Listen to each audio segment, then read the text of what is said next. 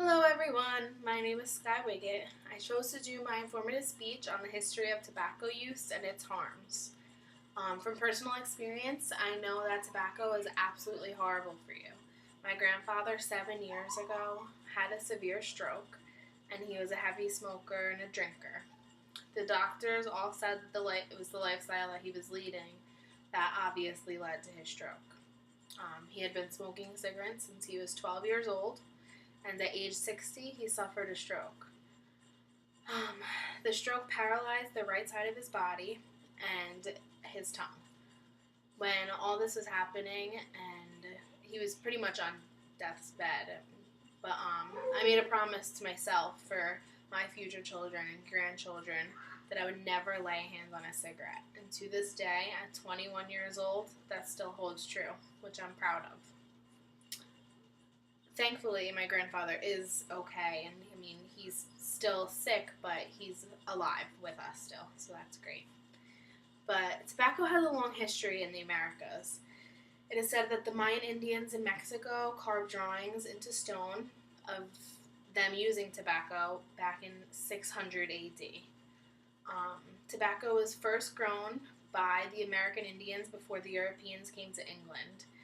The Native Americans would use pipes to smoke their tobacco for religious and medical purposes.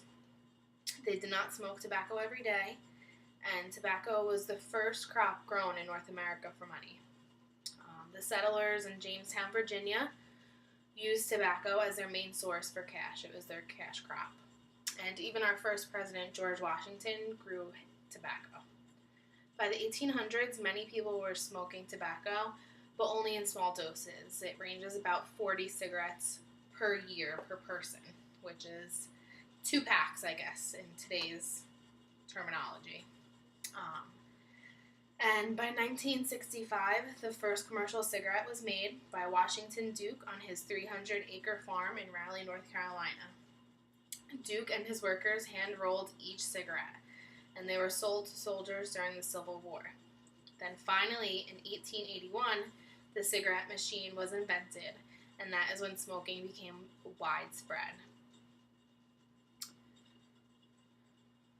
Before World War I came around, cigarettes were being sold mainly to men, but everything changed during that time. While the men were overseas, they were given cigarettes every day for free. And here at home, the cigarettes were starting to be marketed towards women. Many of these women started to smoke while their husbands were away at war. And then finally, in 1964, the Surgeon General wrote a report about the dangers of cigarette smoking. He stated that nicotine and tar in cigarettes caused lung cancer. And then, in 1965, Congress passed the Labeling and Advertising Act, which meant that every single cigarette pack had to have a warning label on it stating that cigarettes can be very hazardous to your health. Now, we all know today they have them on the sides of the cigarette pack saying, it could cause cancer, it's harmful for women with children, women that are pregnant, etc. By the 1980s, tobacco companies had come out with several different brands with lower amounts of tar and nicotine to keep their customers buying their products. The products were labeled Ultra or Ultra 100s. And by the end of the 1980s, states and local governments started the war on tobacco, which meant they were banning cigarette smoke from certain public areas, restaurants, parks, concert venues, the list goes on and on. Just some brief cigarette health hazards: that cigarettes carry serious health effects with them, which are more prevalent in other tobacco products. Nicotine, the primary psychoactive chemical in tobacco, and therefore cigarettes, is addictive. About half of cigarette smokers die of tobacco-related diseases and lose, on average, 14 years of their life. It's crazy.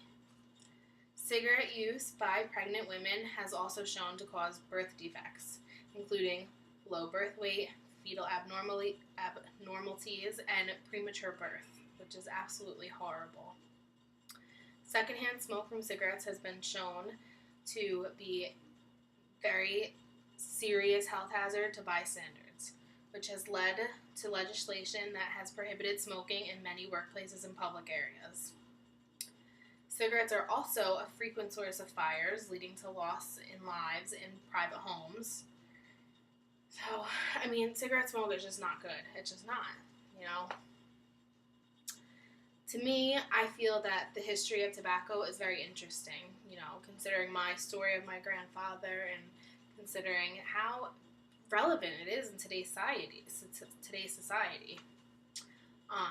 It's been around for thousands of years, you know.